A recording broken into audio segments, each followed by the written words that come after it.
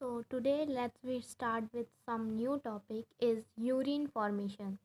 आज हम urine formation के बारे में पढ़ेंगे. Urine formation involve three main processes. जब यूरिन फॉर्मेशन यानी यूरिन का बनना वो तीन प्रोसेसेस से होता है. पहला glomerulus, second is filtration and third is reabsorption and secretion. यानी ग्लोमेरुलस से फिल्ट्रेशन होना एंड रीएब्जॉर्प्शन होना एंड देन उसके बाद सिक्रेशन होना that take place in different parts of nephrons. ये सभी नेफ्रॉन्स के अलग अलग पार्ट्स में होते हैं. जो सबसे पहला पार्ट है यूरिन फॉर्मेशन का, the first steps of urine formation is filtration of blood का फिल्टर होना which is carried out by the glomerulus and is called glomerular filtration. जो कि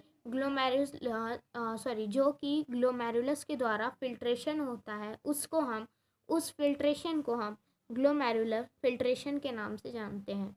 ऑन एन एवरेज हम 1100 से 1200 ml ऑफ ब्लड में से जो ब्लड है उसमें से यूरिन फिल्टर कर सकते हैं एज अ पर मिनट विच कॉन्ट्रीब्यूट रफली. अगर हम इसका कॉन्ट्रीब्यूशन देखें रफली तो हमारा हार्ट जितना ब्लड पंप करता है उसका हम 1/5 पार्ट जो है यूरिन फिल्ट्रेशन करते हैं each out of ventricle of our heart in a minute.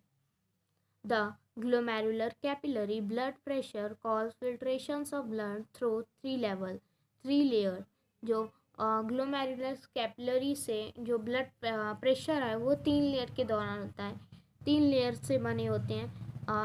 First हो गया endothelium of glomerulus blood vessels. जो ग्लोमेरुलस के ब्लड वेसल्स हैं वो 3 लेयर्स के बने होते हैं जिनमें पहला लेयर है एंडोथीलियम, दूसरा है मतलब एंडोथीलियम ऑफ ग्लोमेरुलस वेसल्स, दूसरा है endothelium of bone marrow capsules and जो तीसरा है वो है basement membrane between these two layer. The epithelial cell of Bowman capsule called podocyte. जो एपिथेलियल सेल है बोमैन कैप्सूल का जो एपिथेलियल सेल है उसे हम पोडोसाइट्स के नाम से भी जानते हैं. Are arrange in a intricate manner so as to leave some minute space called filtration slits or slit pores. Blood is filtered so finely through these membrane. इनसे ब्लड बिल्कुल ही फिल्टर हो जाता है. जो पोडोसाइट्स हैं मतलब वो जो बोमन कैप्सूल के एपिथेलियम सेल्स हैं उनको हम पोडोसाइट्स कहते हैं. तो उनसे जो ब्लड फिल्टर होता है और फिल्टर होने के बाद जो ब्लड निकलता है वो पूरी तरीके से फाइनली मतलब कह सकते हैं फिल्टर होके निकलता है. That almost all the constitution of a plasma except the protein pass into the lumen of a Grauman capsule. जो छोटे छोटे सब्सटेंस होते हैं सिर्फ वही आगे बढ़ सकते हैं. कुछ ऐसे भी हो सकते हैं. एक्सेप्शन ये है कि जैसे कि प्रोटीन ऑफ जो ल्यूमेन होता है वो बोमेन कैप्सूल से नहीं फिल्टर होता है जिसकी वजह से हमें उसे दोबारा फिल्टर करना पड़ता है और उस फिल्ट्रेशन को हम अल्ट्रा फिल्ट्रेशन के नाम से भी जानते हैं. उसके बाद हमारा आता है is the amount of filtrate formed by the kidney per minute. जो फिल्ट्रेट इज इन अ पर मिनट में जो किडनी फिल्टर करती है कह सकते हैं ब्लड को, उसे हम ग्लोमेरुलर फिल्ट्रेशन रेट के नाम से जानते हैं जिसे हम GFR के नाम से जानते हैं. GFR is in a healthy individual is approximately 125 ml minute और या तो 118 लीटर पर डे. जो यानी ग्लोमेरुलस फिल्ट्रेशन रेट है वो एक हेल्दी ह्यूमन में या तो 125 ml निकालेगा इन अ मिनट और या तो 180 लीटर निकालेगा इन पर डे. ठीक है. तो the kidney has built-in mechanisms for the regulations of glomerular filtration rate. ठीक है।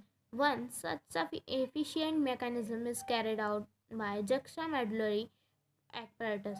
जो सबसे एफिशिएंट मैकेनिज्म काम करती है वो है juxtamedullary apparatus GGA is a special sensitive region. ये एक स्पेशल सेंसिटिव रीजन है cellular modification का in a distal convoluted tube and the afferent arteriole at a location of their contact।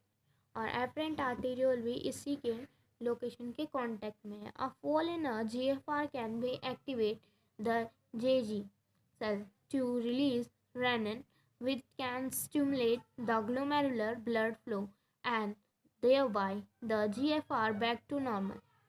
इसमें GFR जो है एक्टिवेट होता है जेजी सेल से जब वो अपना रेनिन रिलीज़ करती हैं रेनिन, तब वो ग्लोमेरुलर जो है मतलब स्टिमुलाई पकड़ता है, यानी कह सकते हैं उस स्टिमुलस को पकड़ता है एंड देन वो ग्लोमेरुलर ब्लड फ्लो करना स्टार्ट कर देती है and thereby the GFR back to normal position.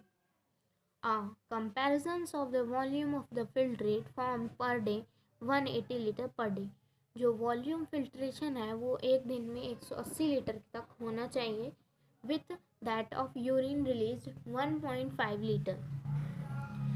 suggests there that nearly 99% of the filtrate has been reabsorbed। हम 1.5 लीटर तक निकालते हैं, पर ऐसा मानते हैं कि हम 99% से भी 99% से भी ज़्यादा फिल्ट्रेशन को हम रीअब्जॉर्ब वापस कर लेते हैं बाय द रिनल ट्यूबुल्स के थ्रू, जिसे हम इसी प्रोसेस को हम रीअब्जॉर्प्शन के नाम से जानते हैं। द ट्यूबुलर एपिथेलियम सेल, जो ट्यूबुलर है उसके अंदर की सेल जो होती हैं इज इन डिफरेंट सेगमेंट, वो अलग अलग सेगमेंट में बटी होती है of nephrons perform their active और पैसिव मैकेनिज्म। यानी एक्टिव और पैसिव मैकेनिज्म जिसमें कह सकते हैं एक्टिव मैकेनिज्म जिसमें हम एनर्जी के द्वारा जो मतलब आयंस अंदर जा रहे हैं, और पैसिव मैकेनिज्म जिनमें विदाउट एनर्जी जो है वो high to low concentration substance move कर रही है। फॉर एग्जांपल सब्सटेंस जैसे कि लाइक हो गए glucose, amino, sodium etcetera in the filtrate are reabsorbed actively where the nitrogenous waste are absorbed by passive transport। Reabsorption of water also occurs passively in an initial segment of a nephron। So reabsorption का जैसे nitrogenous waste का absorption उसमें हो जाता है passive transport के दौरान, वैसे ही रीएब्जॉर्प्शन भी वाटर का रीएब्जॉर्प्शन भी नेफ्रॉन्स के इनिशियल मतलब अंदर वाले पार्ट में ही हो जाते हैं।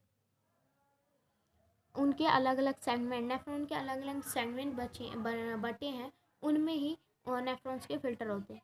During urine formation the tubular cell secrete substance. Urine formation के समय में कुछ सब्सटेंस ट्यूबुलर सेल सीक्रेट करते जैसे कि हाइड्रोजन और potassium and ammonia into the filtrate, जिससे tubular secretion is also important keep in urine formation step in urine formation as it helps to maintain of ionic and acid base balance of body fluid।